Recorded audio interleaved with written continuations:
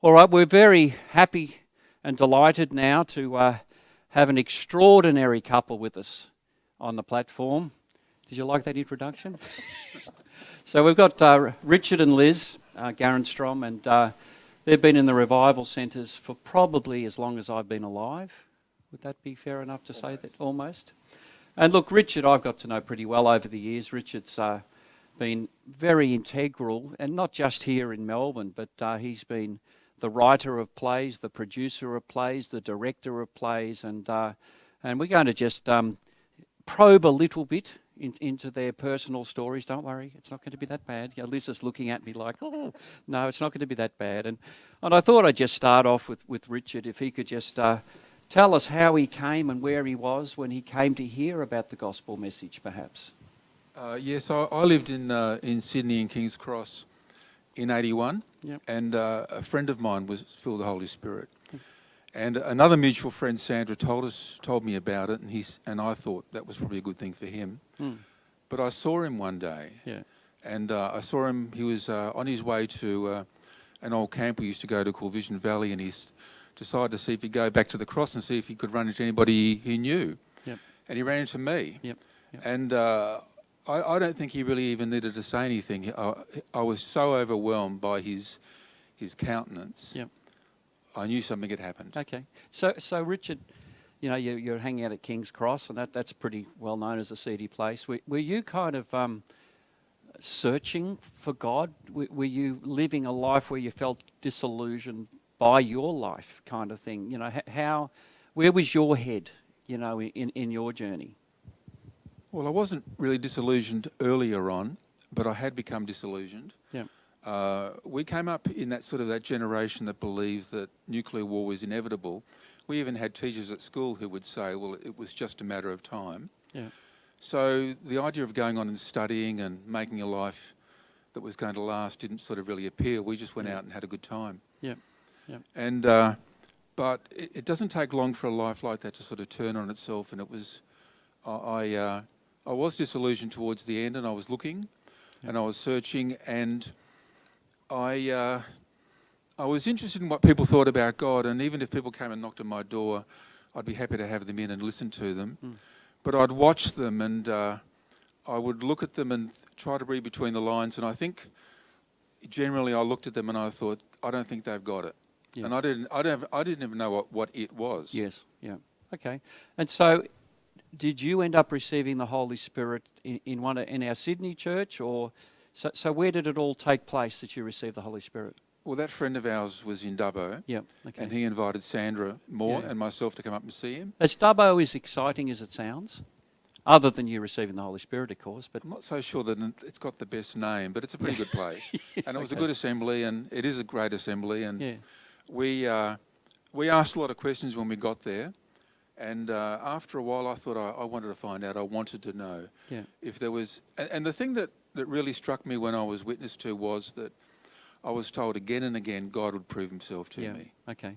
And so ultimately, how did that happen? What was the thing that really stood out to you, you know, with God?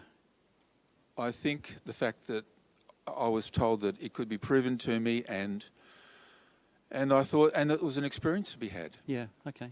So I said to our friend, look, I want to find out, and I thought that there would be something to learn, or it would take a bit of time, and we went and we got down and we had prayer in the room, and I came into that room a different person. Okay.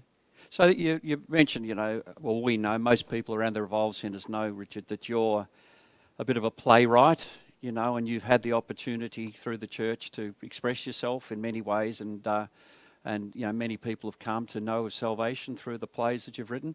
The question I've got, it's a little bit, you know, from a bit of a curveball. What's it like to work with my dad? You know, he used to write these plays that have got poetry in them and, you know, very simplistic. Tell us a little bit about that era. What were you involved in? Well, he had a lot of ideas. And I remember once I stopped at his place and he started telling me about the pageants that they used to do at the rally. Yep. And he got really excited as he was telling me. He said, I think we'll do it again. Okay. And he disappeared, and a week later he came out and he'd written one. Yeah. And I think we probably put 4 of them on over the years. So what are the plays called? What productions have you been connected to over the years? Well, the ones that Pastor Lloyd wrote were Mr. Jonah and the various pageants, and then Don't Knock Noah, or maybe not in that order. That's how we did them. And then we went on and we started writing our own, and Sandra wrote most of Nightlight. We did Nightlight. And Goodbye Egypt. The Christmas play we did recently. And lots of little 2, 3, 4-hander plays in the meantime. I think we might write something called COVID-19. You know, that it's time to do something. We could just have the 3 of us in it, you know. Somebody will. So tell us, you know, you've obviously, you know, had a lot of fun in the church with putting productions on, and we've used them as outreaches.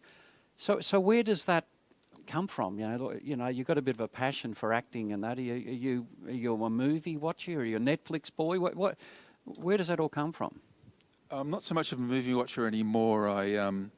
There's not very many good films. I think it's probably about 4 a year you could talk about. So the ones you like are black and white? Yeah. I love plays. Yes. And I just think in the same way that you can deliver a message through a talk, it can be done through a play, but it can be sometimes even more powerful because there's a lot of... you can capture people's imagination and take them somewhere. And then leave them with a thought or an idea, or in some cases not even necessarily specifically the gospel, but you just peel a few layers of resistance away and open them up to the idea and the concept of being Spirit-filled.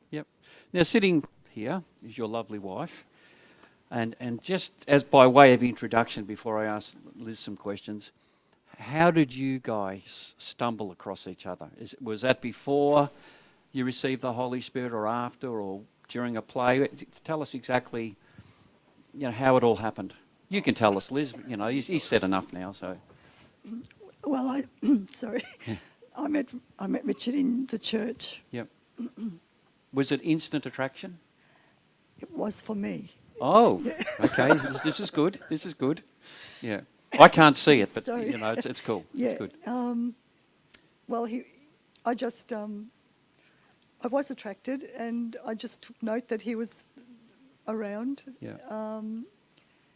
And I guess I was just waiting to be noticed. Oh, really? So you made all the moves? Is that what you basically saying? No, I didn't make any moves. So you were just sort of like this, here I am, you know? No? No.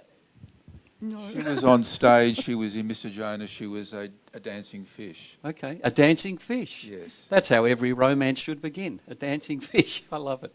So tell us, Liz, what's your background? How long have you been Spirit-filled now? I've been in the church since 1983. Right. I came along through the testimony of my brother, and at my very first meeting, at the end of the evening, I was shown the baptismal tank, and the question was posed to me that, wouldn't I like to hop in there and be made clean? And it was as if the girl read my mind. I was baptised, and I came up out of the water feeling clean, new, and I knew from that moment that God was real. I was too emotional to actually pray to receive the Holy Spirit. But a week later, I did receive the Holy Spirit with Brother Eric, and it was a very, very powerful experience. I understood that God was real, that He had a relationship with me. I felt like I had done something right. It was wonderful. And did you have a religious background prior to that? What was that? So we're Greek and very traditional. We were brought up to go to church every Sunday, to observe various feast days as holidays. We worship saints, lots of different things that it didn't feel right, but I just didn't know who to ask the questions. Sure. It just wasn't available. I didn't understand Greek, so when the priest spoke, it just went right over my head. Okay. So was an expectation of your family that you turn up? Was it the Greek Orthodox Church, was it? And there, nothing there for you?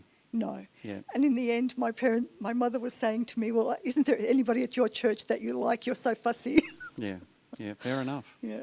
So it didn't matter. Okay, so your parents are trying to channel you to anyone but Richard. Is that No, all? no. She's well before Richard. She was just saying, because I was getting close to 30, Yeah. and haven't you met anybody yet? Yes. Okay. So you've got four boys. Three boys. Sorry, and they're all born again. So tell us, in the Garenstrom household, what's it been like for you guys in the COVID-19 world?